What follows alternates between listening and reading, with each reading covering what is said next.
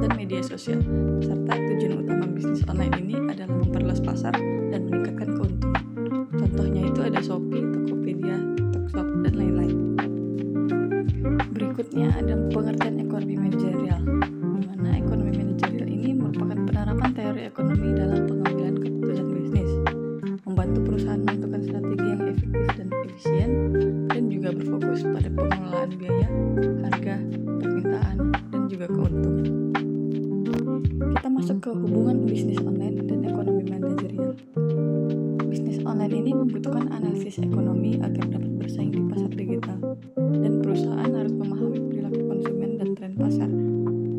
Pengambilan keputusan ini dilakukan berdasarkan data penjualan dan juga biaya operasional.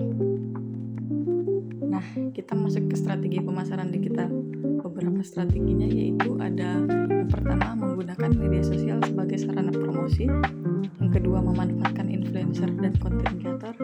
Yang ketiga, menggunakan iklan digital seperti Facebook Ads dan Google Ads. Yang terakhir itu atau yang keempat, ada membuat konten menarik untuk meningkatkan engagement. Selanjutnya kita masuk ke analisis permintaan konsumen.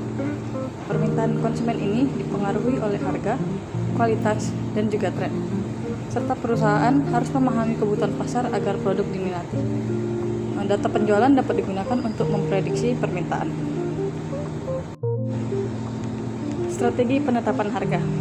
Nah, ini beberapa strategi yang harus diperhatikan agar menarik konsumen.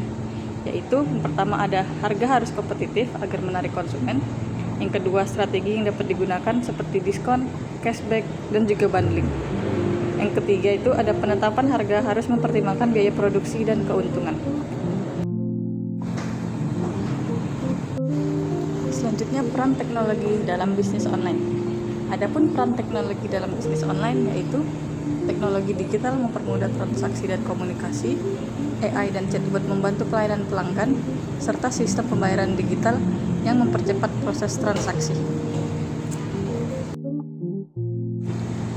Keuntungan bisnis online. Jangkauan pasar lebih luas, biaya operasional lebih rendah, dan juga bisnis dapat dijalankan kapan saja, serta mudah melakukan promosi secara digital. Selanjutnya kita masuk ke tantangan bisnis online.